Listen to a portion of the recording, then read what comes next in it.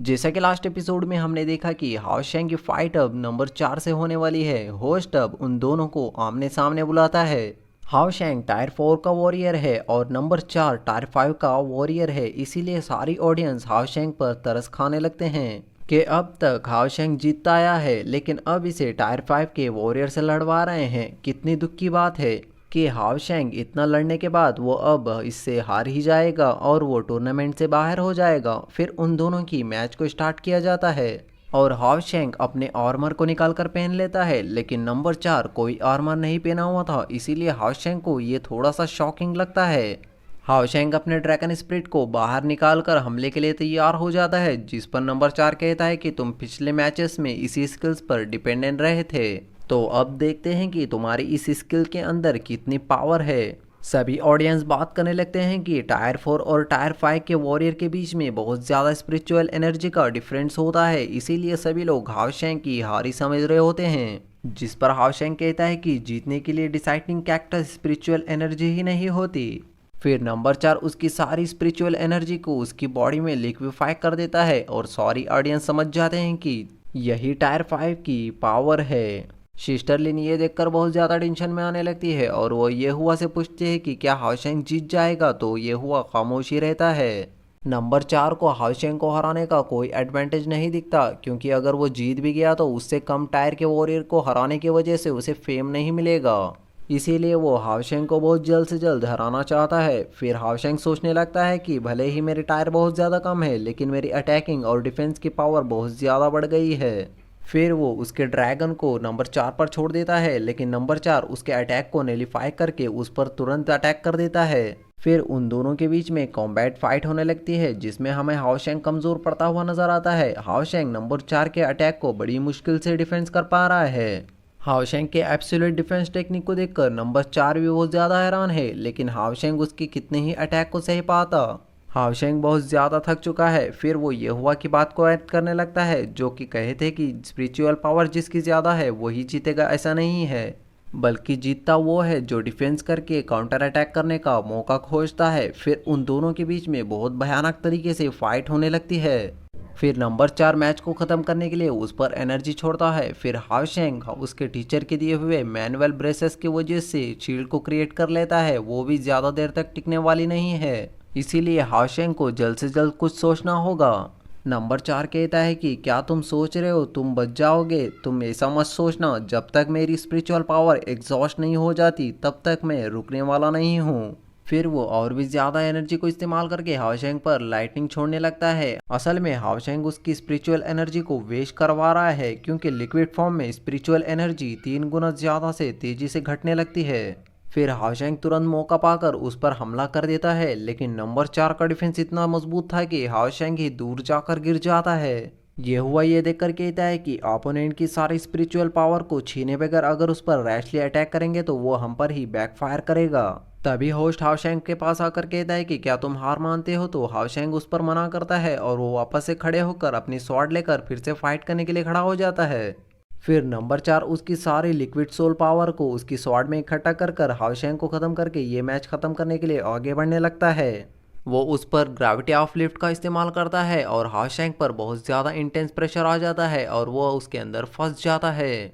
Audience ने इस तरीके की पावर को पहले कभी नहीं देखे थे। फिर वो प्रेशर को और भी बढ़ा देता है और हाओ शेंग को बहुत ज़्यादा दिक्कत होने लगती है।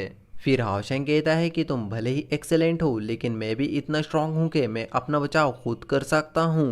तभी ये हुआ भी कहता है कि टायर 5 का योद्धा स्पिरिचुअली और मेंटली बहुत ज़्यादा स्ट्रांग होते हैं। हाओ शेंग की जीतने की जिद शायद वो पागल हो गया है। हाओ शेंग ने अपने गार्डियन नाइट की सारी स्किल्स को इस्तेमाल कर चुका है। ये हुआ और भी कहता है कि उसने सारे गार्डियंस टेक्निक को इस्तेमाल कर लिया है और अब उसका कोई भी स्किल का इस्तेमाल करना एकदम बेकार है। हाओ शेंग अपने अलग अलग स्किल का इस्तेमाल करते हुए केज से बाहर आने की कोशिश कर रहा है, लेकिन उसमें वो नाकाम होता हुआ नजर आ रहा है। अब हाओ शेंग के मुंह से खून भी निकलने लगता है। फिर हाओ शेंग अपने पापा की बात को याद करने लगता है कि उन्होंने उसे इंस्ट्रक्शन दिए हुए थे कि जो नाइट रिंग और प्रोटेक्शन दोनों को इस वजह से कल्टीवेट कर पाता है कि एक तो उसकी इनेट सोल पावर और दूसरी उसकी एक्सपीरियंस पर ही कर पाता है।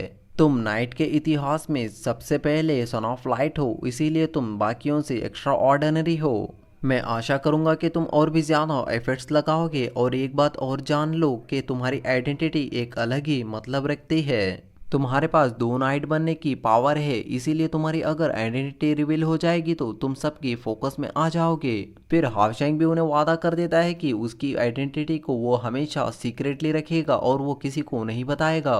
हावशैंग अपनी हार नहीं मान रहा होता है, इसीलिए नंबर 4 उसके पास आकर उसकी स्वॉर्ड से उस पर अटैक कर देता है।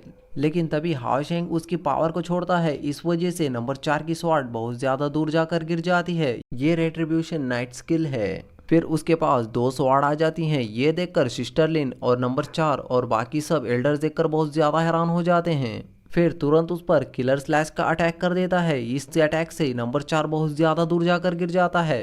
फिर उस पर लाइटनिंग बीम का इस्तेमाल करके कई सारे स्वॉर्ड्स को छोड़ देता है। नंबर 4 उससे बचने की कोशिश करता है, लेकिन ऐसा हावशैंग उसे करने नहीं देता।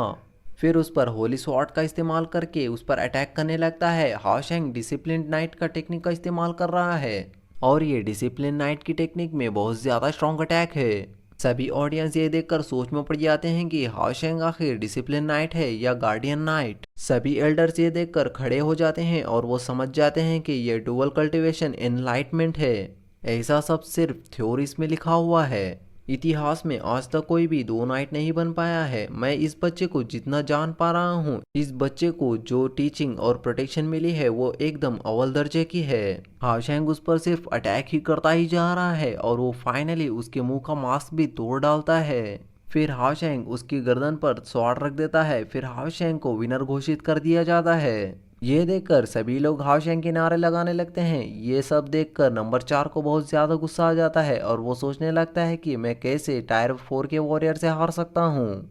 मैं इस वजह से हारा हूँ क्योंकि मेरा माउंट को मैंने बुलाया नहीं था और मेरे आर्मर को भी मैंने पहना नहीं था।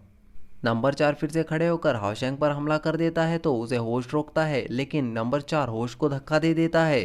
तभी एल्डर्स खड़े हो जाते हैं और नंबर 4 को डांट लगाते हुए कहते हैं कि क्या तुम नाइट्स के 10 रूल्स भूल गए?